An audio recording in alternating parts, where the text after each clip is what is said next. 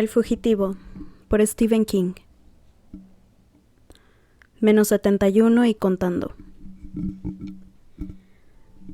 Había llegado el momento de realizar una nueva actuación. De espaldas a la cámara de video, Richards tarareó el tema musical de El fugitivo. Se colocó la funda de la almohada como capucha, volviéndola del revés para que no se leyera la sigla YMCA estampada en la tela. La cámara le había infundido una especie de creatividad que jamás hubiera creído poseer. Siempre se había considerado un tipo amargado, carente de sentido del humor. Sin embargo, la perspectiva de una muerte próxima había puesto de manifiesto al comediante que ocultaba en su interior. Cuando la grabación terminó, Richards decidió aguardar a la tarde para realizar la segunda. La solitaria habitación resultaba aburrida, y quizá para entonces se le habría ocurrido algo nuevo. Se vistió lentamente y se acercó a la ventana para echar un vistazo. El tráfico matutino de aquel jueves hormigueaba afanosamente arriba y abajo por la avenida Huntington. Ambas aceras estaban abarrotadas de peatones que avanzaban cansinamente. Algunos se detenían ante los paneles amarillos donde se anunciaban los trabajos eventuales, pero la mayoría caminaba. Parecía haber un policía en cada esquina. Richards oyó mentalmente sus palabras habituales. «Muévete. ¿No tienes a dónde ir? Date prisa, gusano». Entonces llegas hasta la esquina siguiente, que parece la última, y te ves obligado a seguir de nuevo. Puedes sentirte furioso, pero sobre todo terminas con un terrible dolor de pies.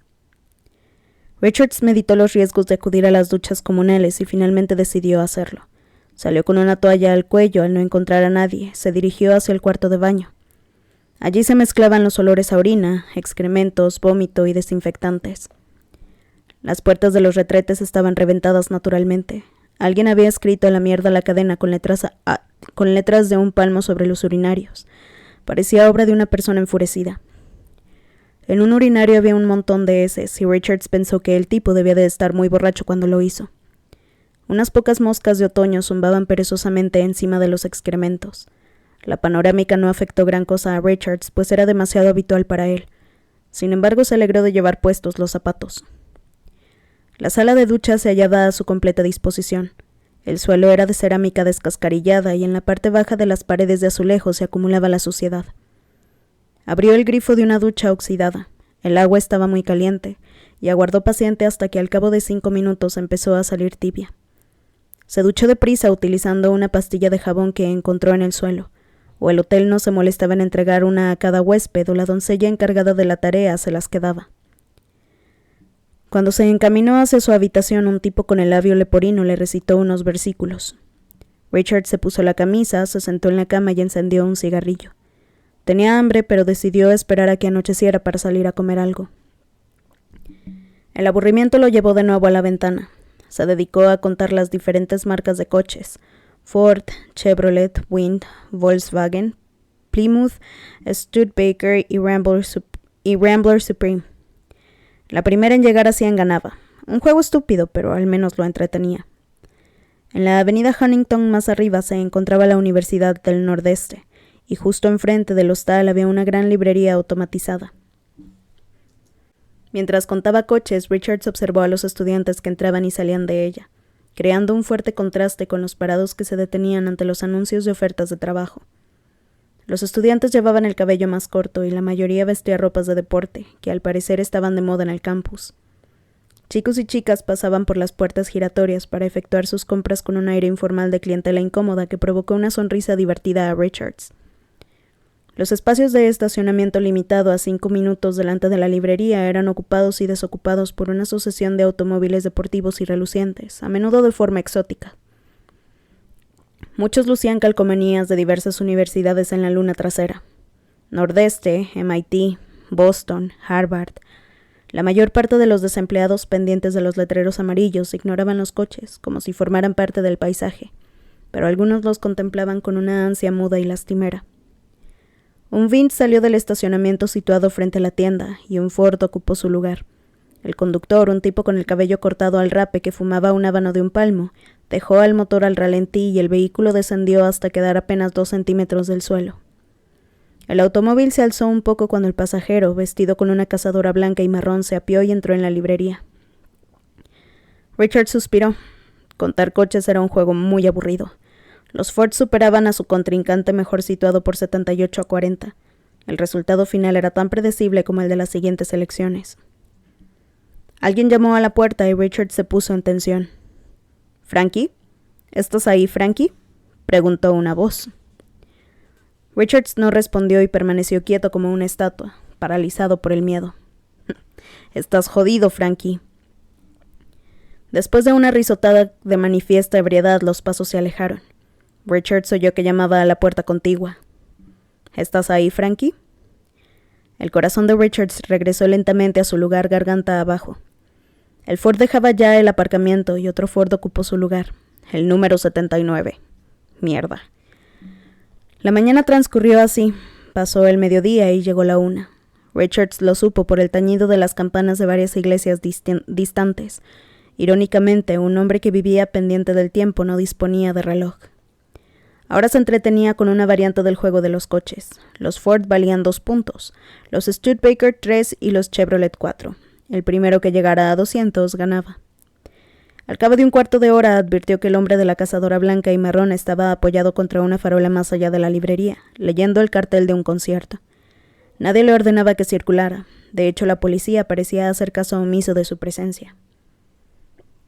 Empiezas a ver fantasmas, gusano. Dentro de poco los verás bajo la cama. Contó un Chevrolet con el parachoques mellado, un Ford amarillo, un viejo Studebaker con un ruidoso cilindro de aire que oscilaba arriba y abajo, un Volkswagen, no contaba ahora para el juego, otro Chevrolet, un Studebaker. En la parada de autobús de la esquina había un hombre que fumaba un habano de un palmo con aire despreocupado.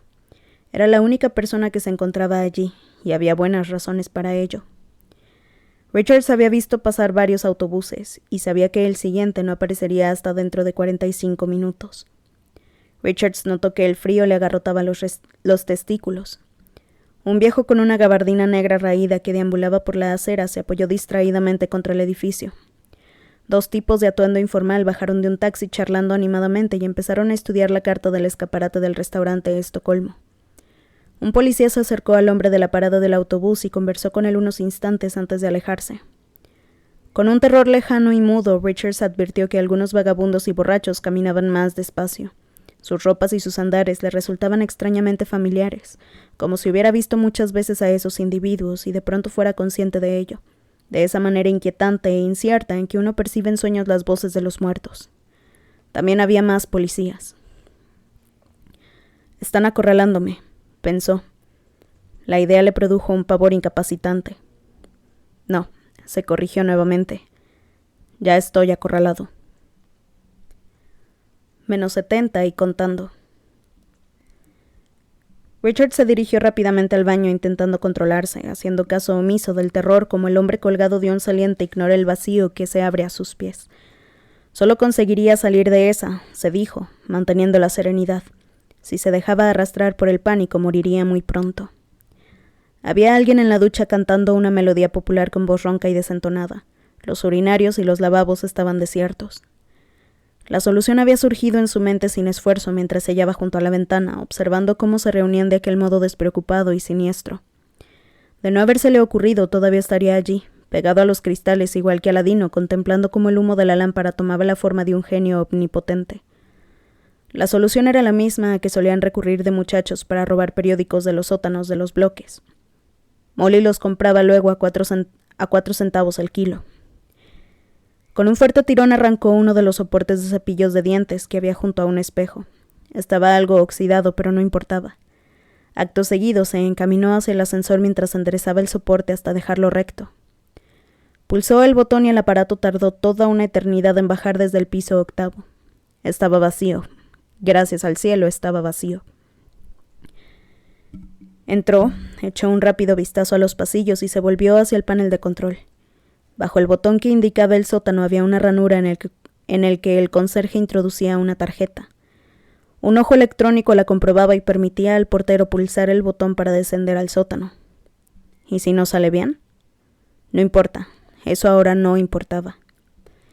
Richards hizo una mueca temeroso de una posible descarga eléctrica e introdujo el soporte en la ranura al tiempo que pulsaba el botón. En el panel de control se produjo un ruido que sonó como una breve maldición eléctrica. Notó una sacudida leve en el hombro, como un cosquilleo. Durante un segundo no sucedió nada más. Por fin, las puertas empezaron a cerrarse y el ascensor comenzó a descender. Por la ranura del panel salía un leve hilillo de humo. Richard se apartó de la puerta y observó los números que se sucedían lentamente. Cuando llegó a la planta baja, el motor rechinó hacia arriba en la azotea y el ascensor pareció a punto de detenerse. Al cabo de un instante, como si hubiera decidido que ya había asustado bastante a Richards, continuó descendiendo. 20 segundos después se abrieron las puertas y Richard salió al enorme sótano en penumbra. En alguna parte goteaba una cañería y oyó corretear a una rata asustada. Por lo demás, el sótano era suyo. Al menos por ahora. -69 y contando. Unas enormes conducciones de calefacción, oxidadas y festoneadas de telarañas, recorrían el techo dibujando extrañas formas. Cuando la caldera se puso en funcionamiento repentinamente, Richards estuvo a punto de chillar de terror. La descarga de adrenalina en su corazón y sus extremidades resultó dolorosa, por un momento casi paralizadora. Observó que también había periódicos, miles de ellos amontonados y atados con cuerdas. Las ratas los usaban como nido. Familias enteras de roedores contemplaban al intruso con ojitos encarnados y desconfiados. Empezó a alejarse del ascensor y se detuvo en mitad de la extensión del cemento cuarteado. Había una gran caja de fusibles unida a un poste y detrás de éste apoyadas contra el otro lado algunas herramientas. Richards tomó una palanca y continuó caminando con la vista fija en el suelo. A la izquierda, junto a la pared, divisó la boca principal del desagüe. Se acercó a ella mientras se preguntaba si sabrían ya que estaba allí abajo. La tapa del desagüe de acero medía 1 metro de diámetro. En un extremo había una ranura para la palanca. Richards la colocó, alzó la tapa y poniendo un pie en la palanca, cogió aquella y tiró hacia atrás hasta que cayó sobre el cemento con un estruendo que hizo desaparecer inmediatamente a las ratas. La tubería descendía en un ángulo de 45 grados, y Richards calculó que el diámetro no excedería de los 75 centímetros. Estaba muy oscuro. De pronto la claustrofobia le dejó la garganta seca. El hueco era demasiado estrecho para maniobrar, incluso para respirar, pero tenía que servir. Empujó la tapa dejando el espacio suficiente para colarse por él y cerrarla desde abajo. Después caminó hasta la caja de fusibles, reventó el candado con la palanca y la abrió. Se disponía a romper fusibles cuando se le ocurrió otra idea. Anduvo hasta los periódicos, arrojados como un montón de nieve sucia y amarillenta a lo largo de una pared. A continuación sacó del bolsillo la caja de cerillas con que había encendido los cigarrillos. Quedaban 3. Tomó una hoja de papel y la arrugó dándole una forma alargada. Después la sostuvo entre el brazo y el costado mientras encendía una cerilla, que se apagó enseguida debido a una corriente de aire. La segunda se le cayó de entre los dedos, temblorosos, y se apagó sobre el húmedo cemento. Encendió la tercera, la acercó al extremo del papel y surgió una llama amarilla. Una rata, presintiendo quizá lo que se avecinaba, correteó entre los pies de Richards y se refugió en la oscuridad. Richards sintió la apremiante necesidad de apresurarse, pero consiguió contenerse hasta que el papel empezó a arder con llamas de 1 palmo de alto. No le quedaban más fósforos, de modo que colocó con cuidado la improvisada antorcha en una fisura del muro de periódicos y aguardó hasta asegurarse de que el fuego se extendía. El enorme depósito de combustible que abastecía al hostal estaba adosado a aquella pared por el otro lado. Quizá estallaría. Richards estaba convencido de que así sería. Volvió corriendo hacia la caja de fusibles y empezó a arrancarlos. Consiguió desprender la mayor parte antes de que se apagaran las luces del sótano. Regresó hasta el pequeño desagüe, tanteando el terreno, ayudado por el creciente resplandor del papel ardiendo. Tomó asiento en el borde del hueco, con los pies colgando en el vacío, y por fin se introdujo en él despacio. Cuando tuvo la cabeza por debajo del nivel del suelo, apretó las rodillas contra los lados de la cañería para sostenerse, y situó trabajosamente los brazos por encima de la cabeza. Fue una labor lenta, pues disponía de muy poco espacio para moverse. La luz del fuego era de un amarillo brillante y se oía el chasquido del papel al arder. Por fin sus dedos encontraron el borde de la tapa y la atrajo hacia sí poco a poco, sosteniendo una parte cada vez mayor del peso, con los músculos de la espalda y el cuello. Cuando consideró que estaba a punto de encajarla, dio un último y enérgico tirón, y la tapa cayó en su lugar con estruendo, doblándole cruelmente la muñeca. Richards dejó que las rodillas se relajaran y se escurrió hacia abajo como si descendiera en paracaídas. La tubería estaba cubierta de una capa de limo y cayó sin esfuerzo unos 4 metros hasta llegar a un punto en el que el conducto daba un giro de 90 grados. Sus pies aterrizaron en el fondo con brusquedad y permaneció así unos instantes, como un borracho apoyado contra una farola. No podía colarse por el conducto horizontal, pues el ángulo era demasiado agudo para su tamaño. Volvió a sentirse abrumado por una enorme y nauseabunda sensación de claustrofobia. Atrapado, balbuceó su mente, atrapado aquí dentro. Un grito agudo subió a su garganta y apenas si consiguió sofocarlo. Calma. Sí, es lo que suele decirse, pero en esta situación es realmente imprescindible conservar la calma todo lo posible porque estoy en el fondo de esta tubería, sin poder subir ni bajar, y si el maldito depósito estalla quedaré asado como un pollo. Empezó a agitarse hasta conseguir darse la vuelta y quedar tendido de bruces sobre la base de la tubería. La capa de mugre actuaba de lubricante, facilitando los movimientos. El conducto estaba ahora bastante iluminado, y cada vez hacía más calor. Por las rendijas de la tapa se colaban rayos de luz que alumbraban su rostro en pleno esfuerzo. Apoyado por fin sobre el pecho, vientre y escroto y con las piernas dobladas adecuadamente, consiguió deslizarse un poco más hasta que los pies y las pantorrillas penetraron en el tubo horizontal. Richards quedó arrodillado, como si fuera a rezar. Tenía el trasero encajado en las losas de cerámica que cubrían el ángulo de la cañería a la entrada del tramo horizontal. Le pareció percibir unos gritos como órdenes por encima del poderoso rugir del fuego. Tal vez solo eran fruto de su imaginación, que estaba febril y llena de tensión, hasta el punto de no resultar fiable. Empezó a flexionar las piernas en un agotador balanceo y poco a poco las rodillas se abrieron paso. Colocó trabajosamente los brazos por encima de la cabeza de nuevo para disponer de más espacio, y su rostro quedó aplastado contra la suciedad de la tubería. Se hallaba muy cerca de conseguir su objetivo. Dobló la espalda todo cuanto pudo y comenzó a empujar con la cabeza y los brazos, las únicas partes del cuerpo con que podía hacer palanca. Cuando ya empezaba a temer que no habría suficiente espacio y que quedaría atascado allí, incapaz de seguir avanzando o de retroceder, las caderas y las nalgas se colaron de pronto por la abertura de la tubería horizontal con un estampido, como si fueran el tapón de una botella de champán. La rabadilla le produjo un dolor insoportable al rozar con la pared, y la camisa se le levantó hasta las axilas. Ya tenía todo el cuerpo en posición horizontal, salvo la cabeza y los brazos, que seguían doblados hacia atrás en una postura muy forzada para las articulaciones. Se internó por completo en el tubo y se detuvo, jadeando, con el rostro bañado en suciedad y excrementos de rata, y un gran arañazo en la parte inferior de la espalda que resumaba sangre. La tubería se estrechaba aún más, y sus hombros rozaban levemente a ambos lados cada vez que tomaba aire. Gracias a Dios que estoy subalimentado.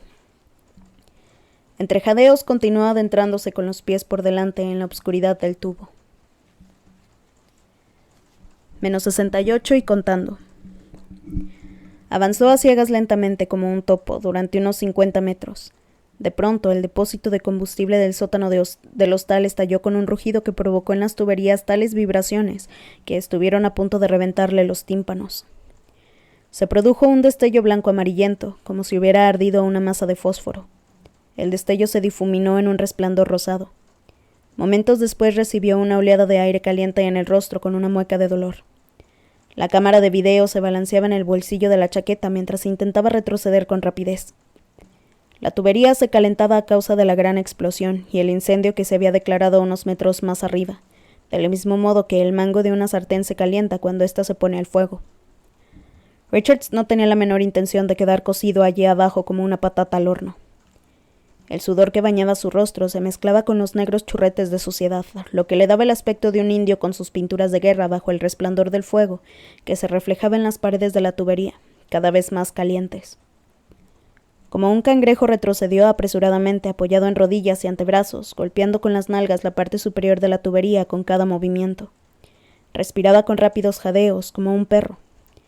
El aire era caliente, cargado de un oleoso sabor a gasolina, un intenso dolor de cabeza, como si múltiples estiletes se le clavaran detrás de los ojos.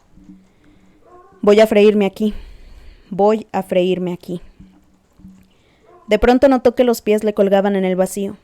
Intentó mirar por entre las piernas para descubrir a dónde había llegado, pero reinaba una obscuridad absoluta y sus ojos estaban deslumbrados por el resplandor que recibía de cara. Tendría que arriesgarse. Retrocedió hasta colocar las rodillas en el borde de la tubería y las movió con cautela tanteando el espacio. De pronto sus pies encontraron agua. La sensación de frío resultó sorprendente en contraste con el calor pasado. La nueva conducción discurría en ángulo recto a lo que acababa de recorrer y era mucho más amplia, lo suficiente para permitirle caminar agachado. El agua, turbia, le cubría hasta los tobillos y avanzaba lentamente. Richard se detuvo un instante para mirar por la tubería que había dejado atrás. Al fondo se reflejaba el fulgor del incendio, lo que significaba que debía ser enorme. De mala gana Richard se vio obligado a aceptar que sus perseguidores le considerarían vivo, no muerto en el infierno del sótano del hostal. Con todo, quizá no descubrirían su ruta de escape hasta que el incendio estuviera controlado. Parecía lógico pensarlo, pero también le había parecido lógico pensar que no podrían seguirle el rastro hasta Boston. Quizá no fue así, después de todo que vi en realidad. No, eran ellos, lo sabía, los cazadores. Llevaban consigo el hedor del mal, que había subido hasta su habitación del 5º piso como invisibles ondas térmicas. Una rata pasó chapoteando junto a él y se detuvo para mirarlo un instante con ojillos brillantes. Richards también chapoteó mientras avanzaba torpemente en la misma dirección que el agua. -67 y contando. Richards se detuvo junto a la escalera y alzó la mirada atónito al atisbar la luz. No parecía haber mucho tráfico, lo que era bueno, pero esa luz le sorprendía porque tenía la sensación de que había pasado horas y horas vagando por las alcantarillas. Allá abajo, en la oscuridad, sin impresiones visuales y sin más sonidos que el borboteo del agua, el leve chapoteo de una rata y los ecos amortiguados de otras conducciones. ¿Qué ocurría si alguien tirara de la cadena sobre mi cabeza? Se había preguntado en varias ocasiones morbosamente. Su sentido del tiempo había quedado extrañamente afectado. Contemplando la tapa de la cloaca a unos 5 metros por encima de él, advirtió que el día aún no había terminado. Presentaba varios respiraderos y unos rayos de luz del diámetro de un lápiz formaban monedas de sol en sus hombros y su pecho. No había pasado ningún coche aéreo sobre la tapa desde que había llegado allí, solo algún vehículo terrestre pesado y una flota de motocicletas. Eso le hizo sospechar que no tanto por su sentido de la orientación como su buena suerte había conseguido llegar al corazón de la ciudad donde vivían los suyos. Sin embargo, no se atrevía a subir hasta que anocheciera. Para entretener el tiempo, sacó la cámara de video, introdujo una cinta y empezó a filmarse el pecho. Sabía que las cintas eran ultrasensibles, capaces de aprovechar la menor cantidad de luz y no quería mostrar nada del lugar donde se encontraba. Esta vez no habló ni se cubrió el rostro, estaba demasiado cansado. Cuando la cinta saltó, la guardó con la grabada por la mañana. Deseó alejar de su mente la pertinaz sospecha, la casi certeza de que las cintas contribuían a localizarle. Tenía que existir un modo de impedirlo. Tenía que haberlo. Sentándose en el tercer peldaño de la escalera, aguardó a que obscureciera. Llevaba casi 30 horas corriendo. -66 y contando. El niño, de unos 7 años, negro, apuró el cigarrillo y se acercó más a la boca del callejón, observando la calle, donde había apreciado un súbito y breve movimiento, cuando momentos antes todo estaba quieto. Unas sombras avanzaron, se detuvieron y volvieron a avanzar. La tapa de la alcantarilla estaba levantándose. Un momento de inmovilidad y algo que brillaba. ¿Unos ojos? La tapa se desplazó de pronto hacia un lado con estrépito. Alguien, o algo, pensó el muchacho con un atisbo de temor, se movía allí afuera. Quizá el diablo había acudido para llevarse a Cassie. La abuela decía que Cassie iría al cielo para estar con Dickie y los demás ángeles, pero el muchacho pensaba que eso eran tonterías. Todo el mundo iba al infierno al morir, y el demonio les pinchaba el culo con el tridente. Había visto una imagen del diablo en los libros que Bradley había hurtado de la biblioteca pública de Boston. El cielo era para los locos del push, el diablo era el hombre. Tal vez es el diablo, pensó el muchacho cuando Richard surgió de pronto de la alcantarilla y permaneció unos instantes inclinado sobre el asfalto cuarteado y lleno de parches recuperando la respiración. Aún sin rabo ni cuernos, ni el color rojo del grabado del libro, su aspecto general resultaba lo bastante repulsivo. El chico observó cómo colocaba la tapa en su sitio y... ¡Dios santo! Había echado a correr hacia el callejón. El muchachito gimió, intentó alejarse a toda prisa y tropezó con sus propios pies. Cuando intentaba levantarse derribando cajas y bolsas de basura, el demonio lo agarró. «¡No me pinches!», exclamó el pequeño tras un ahogado gemido. No me pinches con el tridente. ¡Shh! ¡Cállate! El diablo lo zarandeó por los hombros, haciéndole castañar los dientes como canicas, y el chiquillo enmudeció. El diablo miró alrededor, presa de un extremo temor. Las facciones de su rostro parecían casi burlescas a causa del pánico. Al niño le recordó uno de esos tipos tan cómicos del concurso Baña al cocodrilo. Habría echado a reír de no estar tan asustado. «Tú no eres el diablo», afirmó. «Si gritas, te convencerás de que lo soy». «No voy a gritar», replicó el chico con aire enfadado. «¿Crees que quiero que me corten los huevos? Si todavía no tengo edad ni para correrme». «¿Conoces algún lugar tranquilo donde podamos ir?» «No me mates, no tengo nada». Los ojos del niño le escrutaron como dos manchas blancas en la oscuridad. «Ay, no pienso matarte». El niño tomó de la mano a Richards y le condujo por el callejón sinuoso y cubierto de desperdicios hasta la boca de otra calleja, al fondo de la cual, poco antes de que se abriera un patio interior entre dos anónimos edificios de numerosos pisos, se alzaba un cobertizo construido con tablones y ladrillos. El umbral era muy bajo y Richards se golpeó en la cabeza al entrar. El chico corrió un sucio retal de tela negra sobre la entrada y manoseó algo en un rincón. Un momento después, un débil fulgor iluminó sus rostros. El niño había conectado una pequeña bombilla a una vieja batería de automóvil. «He arreglado esta batería yo mismo», explicó. «Bradley me enseñó a hacerlo. Él tiene libros, ¿sabes? También tengo una bolsa de monedas. Te la daré si no me matas. Además, será mejor que no lo hagas, porque Bradley está con los navajeros, y si me matas, te hará cagar en el zapato y comerte la mierda». «Yo no mato a nadie», replicó Richards con tono impaciente. «Al menos no mato a niños pequeños». «Yo no soy un niño pequeño, he reparado esa batería yo solo». El aire ofendido del chiquillo provocó una sonrisa a Richards. «Está bien, ¿cómo te llamas, muchacho?» «No me llames muchacho», protestó, y agregó. «Stacy». «Muy bien, Stacy, yo soy un fugitivo. ¿Te lo crees?» «Sí, eres un fugitivo, desde luego. No has salido de esa alcantarilla para comprar unas fotos guarras, ¿o sí?» Contempló a Richards unos instantes y añadió. «¿Eres negro o blanquito? Es difícil adivinarlo con toda esa suciedad». «Stacy, yo...» Se interrumpió y se mesó el cabello. Cuando volvió a hablar, pareció hacerlo para sí. «Tengo que confiar en alguien y resulta que es un muchacho, un niño. Santo cielo, si no debes de tener más de 6 años». «Cumpliré 8 en marzo», agregó el chico con rabia. «Mi hermana casi tiene cáncer», añadió. «Grita mucho y por eso me gusta venir aquí. He arreglado esa maldita batería yo mismo. ¿Quieres un porro?» «No, y tú tampoco quieres uno. ¿Quieres un par de $, Stacy?» «Claro que sí», contestó el niño. De pronto un velo de desconfianza nubló sus ojos. «Bah, tú no has salido de esa alcantarilla con 2 malditos $, para mí. Seguro que es mentira». Richard sacó del bolsillo un nuevo $, y se lo entregó. El chiquillo contempló el billete con un temor reverencial próximo al terror. «Te daré otro como este si traes aquí a tu hermano», dijo Richards. Al ver la expresión del pequeño se apresuró a agregar. «Te lo daré a escondidas para que él no vea. Solo procura que venga solo. Ni se te ocurra intentar matar a Bradley, te hará cagar en el zapato y comerme la mierda, ya lo sé. Anda, dile que venga. Espera a que esté solo». $3. «No.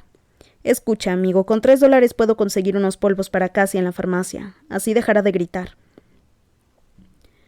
El rostro de Richard se crispó como si un ser invisible le hubiera golpeado en la boca del estómago. «Ay, está bien, 3. «Nuevos $, insistió el chiquillo. «Sí, niño, sí, por el amor de Dios, ve a buscarlo, y si avisas a la policía no recibirás nada». El muchacho se detuvo en el umbral de su cubil. «Estás loco si crees que haré eso. Odio a esos cerdos de uniforme más que a nadie, incluso más que al diablo». Después desapareció. Richards pensó que había puesto su vida en las manos mugrientas y llenas de costras de un chiquillo de 7 años. Sin embargo, estaba demasiado rendido para sentirse realmente asustado. Apagó la luz, se recostó contra la pared y durmió un rato. -65 y contando. Apenas había empezado a soñar cuando sus sentidos muy aguzados le pusieron en estado de alerta. Confuso, en un cuchitril y a obscuras, pensó por un instante que sufría una pesadilla. Un enorme perro policía saltaba sobre él como una terrible arma orgánica de 2 metros de altura. Casi dejó escapar un grito antes de que Stacy lo devolviera a la realidad al murmurar: «Si ha roto la maldita lámpara, voy a matarlo». Un susurro acalló de inmediato al pequeño. El lienzo de la entrada se agitó y Richards encendió la luz. Se encontró ante Stacy y otro negro. Este de unos 18 años, calculó. Llevaba una chaqueta de motorista y contemplaba a Richards con una mezcla de odio e interés. La hoja de una navaja saltó de su resorte y brilló en la mano de Bradley. «Si llevas armas, arrójalas al suelo». «No llevo armas». «No voy a creerme esa mierda». Se interrumpió y abrió los ojos como platos. «Hey, tú eres el tipo de la librevisión, el que se ha escapado del YMCA de la avenida Huntington». La ceñuda expresión de su negro rostro fue sustituida por una sonrisa involuntaria. «Dicen que te has cargado a 5 policías. Eso significa que probablemente han sido 15. «El tipo salió de las alcantarillas», explicó Stacy dándose importancia. «Y enseguida supe que no era el diablo, sino un pobre desgraciado, un blanquito sin dinero. ¿Vas a pincharle, Bradley?» «Calla y deja que hablen los mayores». Bradley entró en el cubículo acuclillado y tomó asiento frente a Richard sobre una caja de naranjas astillada. Echó un vistazo a la navaja, que empuñaba. Pareció sorprenderse de verla aún abierta y la cerró rápidamente. «Amigo, eres más peligroso que la peste», afirmó. «Tienes razón. ¿A dónde piensas ir?» «No lo sé, pero debo salir de Boston». Bradley permaneció en silencio unos instantes. «Tendrás que venir a casa con Stacy conmigo. Debemos hablar y aquí no podemos. Es demasiado arriesgado». «Está bien», aceptó Richards con voz cansina. «No me importa. Iremos por detrás. Esta noche los cerdos de uniforme patrullan por todas partes y ahora ya sé por qué». Cuando Bradley hubo salido, Stacy propinó a Richards una patada en la espinilla. Este se volvió hacia el pequeño, mirándolo un instante sin comprender su reacción, y de pronto se acordó. Tendió 3 nuevos dólares al muchacho, quien los hizo desaparecer al instante. Menos 64 y contando. La mujer era muy anciana. Richards pensó que era la persona más vieja que había visto en su vida. Llevaba una bata estampada de algodón con un gran desgarrón bajo una manga.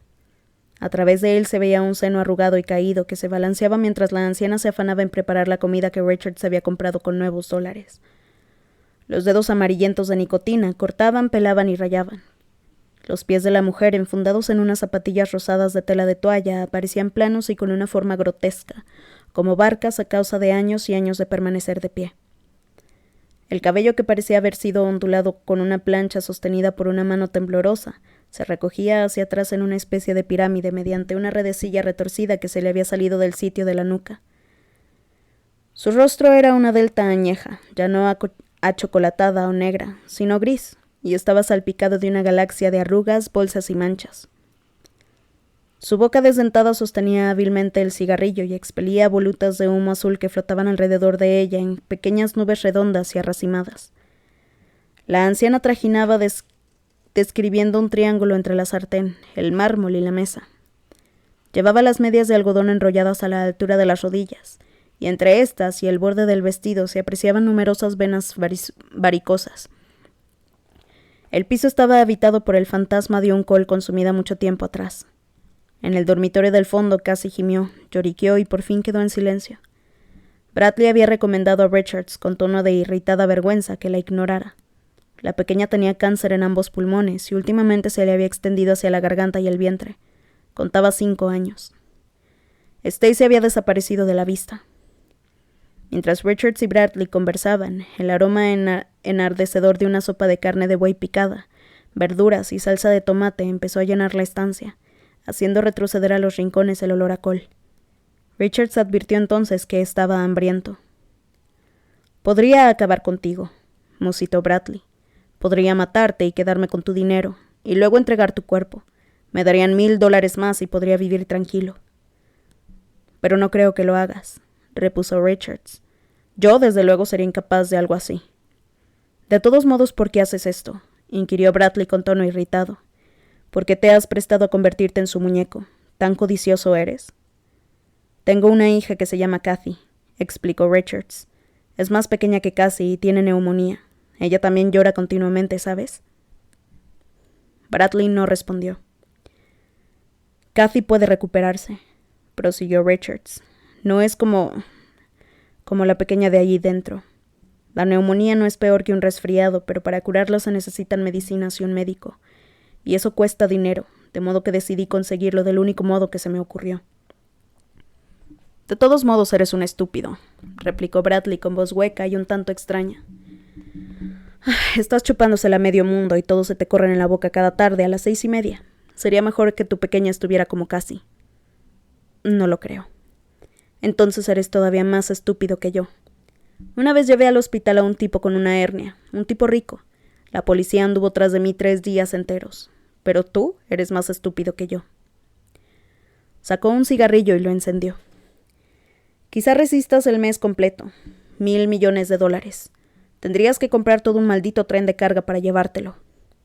Bradley, no sueltes maldiciones, por el amor de Dios, intervino la mujer desde el otro extremo de la estancia, donde estaba cortando zanahorias. Bradley no le prestó atención. Entonces tú, tu esposa y la pequeña sí vivirán a lo grande. De momento ya has aguantado 2 días. El concurso está manipulado, afirmó Richards. ¿Recuerdas el par de cosas que le entregué a Stacy para que echara al correo cuando acompañó a la abuela de compras? Tengo que enviar 2 cintas cada día antes de medianoche. Richards explicó a Bradley la cláusula del contrato y sus sospechas de que Correos había ayudado a descubrir su paradero en Boston. Eso es fácil de evitar. ¿Cómo? No importa, ya hablaremos de eso más tarde. ¿Cómo piensas salir de Boston? Eres un tipo muy peligroso. Esos cerdos estarán furiosos después de lo que has hecho en el YMCA. Esta tarde lo han pasado por Librevisión. También han mostrado esas imágenes tuyas con la capucha en la cabeza. Muy hábil por tu parte. «Abuela», exclamó con tono irritado, «¿cuándo estará lista esa comida? Estamos a punto de convertirnos en sombras». «Ya está casi lista», respondió la anciana. Colocó una tapa sobre la aromática sopa, dejó que hirviera a fuego lento y se encaminó hacia el dormitorio de la pequeña. «No sé cómo salir», reconoció Richards. «Intentaré conseguir un coche, supongo. Tengo documentación falsa, pero no me atrevo a utilizarla. Improvisaré algo, como llevar gafas de sol, y trataré de salir de la ciudad. Se me ha ocurrido ir a Vermont y cruzar luego hacia Canadá». Bradley emitió un gruñido y se levantó para poner la mesa. «A estas horas tendrán bloqueadas todas las carreteras de salida de la ciudad», dijo. «Además, cualquiera que lleve gafas de sol les llamará la atención. No lo intentes. Te harían picadillo antes de que hubieras avanzado 10 kilómetros». «Entonces no sé qué hacer», musitó Richards. «Y si me quedo aquí, los atraparán a ustedes como cómplices». Bradley empezó a poner los platos y murmuró. «Podríamos comprar un coche. Tú tienes dinero fresco y yo puedo moverme sin problemas. Hay un hispano en la calle Milk que me vendería un Chevrolet por $300, y conozco algunos tipos que te llevarían a Manchester. Allí estarías a salvo, porque te creerían bloqueado en Boston». «¿Vas a cenar, abuela?» «Sí, y da gracias antes a Dios». La anciana salió del dormitorio y añadió. «Tu hermana está durmiendo». «Bien», dijo Bradley. Sirvió 3 platos de sopa y se detuvo. «¿Dónde está Stacy?» «Fue a la farmacia», respondió la abuela complacida mientras introducía con rapidez en su boca desdentada una cucharada de la masa de verduras y carne. «Ha dicho que iba a conseguir medicinas». «Si le pillan le romperé el culo», dijo Bradley tomando asiento pesadamente. «Tranquilo», intervino Richards. «Tiene dinero». «Oye, aquí no necesitamos limosnas, amigo». Richard soltó una carcajada mientras echaba sal a su plato. «Probablemente ya me habrían hecho picadillo de no ser por él», afirmó. «Creo que se ha ganado el dinero». Bradley se inclinó concentrándose en su plato. Cenaron en silencio. Richards y Bradley repitieron 2 veces y la anciana 3. Cuando ya encendían los cigarrillos, una llave giró en la cerradura y todos se pusieron en tensión, hasta que entró Stacy con aire contrito, asustado y emocionado. Llevaba una bolsa marrón en una mano y entregó a la abuela un frasco de medicina. «Es droga de primera calidad», dijo. «El viejo Curry me ha preguntado de dónde he sacado $2.75 para comprar material de primera, y le he contestado que se cagara en el zapato y se comiera la mierda». «No hables así o vendrá el diablo y te llevará», reprendió la abuela. «Ven a cenar». El muchacho abrió los ojos como platos y exclamó: ¡Hay carne! No, simplemente hemos cagado en la olla para hacer la sopa más espesa, replicó Bradley. El pequeño levantó la mirada alarmado y comprendió que su hermano bromeaba. Echó a reír y atacó la comida. ¿Crees que el farmacéutico se lo contará a la policía?, preguntó Richard sin alzar la voz. ¿Quién? ¿Curry? No lo creo, si piensa que recibirá algún billete más de nuestra familia, respondió Bradley. Él sabe bien que casi necesita dosis de material de primera para aliviar el dolor. Sigue hablando del plan de Manchester. Ah, sí. Verás, Vermont no te conviene. Hay mucha policía y poca gente como nosotros. Puedo conseguir que algún amigo, Rich Golion, por ejemplo, conduzca el Chevrolet a Manchester y lo deje aparcado en un garaje automático. Después yo te llevaré hasta allí en otro coche. Apagó el cigarrillo y añadió: irás en el maletero. En las carreteras secundarias solo efectúan controles rutinarios. Tomaremos la ruta 495. Eso es bastante peligroso para ti, observó Richards. Bueno, no pienso hacerlo gratis. Cuando casi muera lo hará sin dolor. Dios te escuche, musitó la anciana. En todo caso, insisto que es muy peligroso para ti. Si un policía le busca las cosquillas, Bradley le hará cagar en el zapato y comerse la mierda, intervino Stacy limpiándose los labios. Cuando miró a su hermano, sus ojos brillaban de admiración por su héroe. Te estás manchando la camisa de sopa, Stacy, dijo Bradley, propinándole un golpe cariñoso en la cabeza. Añadió: ¿todavía no sabes comer solo? Ya eres mayor, renacuajo. Si nos descubren, estarás acabado, Bradley. ¿Quién cuidará entonces del chico?, preguntó Richards. Sabrá cuidar de sí mismo si algo sucede, respondió Bradley. Tanto él como la abuela. No está enganchado a ninguna droga, ¿verdad, Stacy? El chiquillo movió la cabeza con un gesto de enfática negativa. Y sabe que como vea una sola marca en sus brazos, le arranco la cabeza, ¿verdad, Stacy? El niño asintió. Además, necesitamos el dinero porque tenemos enfermos en la familia, de modo que no hablemos más del tema. Creo que sé dónde me meto. Mientras Richards apuraba en silencio el cigarrillo, Bradley administró una dosis de medicina a Cassie.